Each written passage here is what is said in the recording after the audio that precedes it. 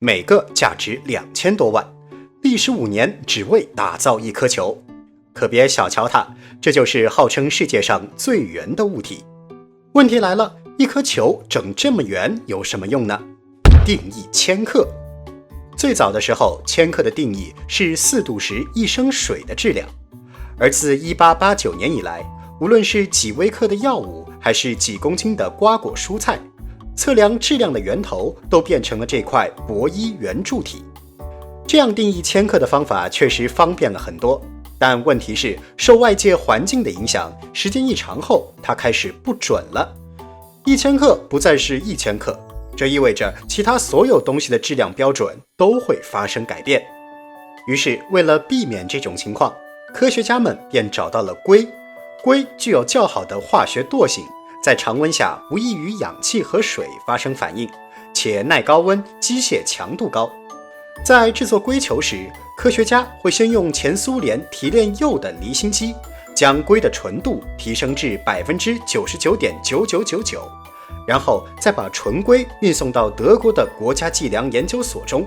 采用化学气象沉积法将其培育成大块的硅晶体。经过切割、打磨、抛光后，再用光波检测硅球的表面圆度，并进行微调，最终一颗世界上最圆的球体就诞生了。如果把它放得和地球一样大，那么你所看到的最高山峰和最深的海洋之间的距离只有3到5米左右。但又为什么是球体而不是立方体或圆柱体呢？我们都知道，硅球内部的原子排列十分整齐，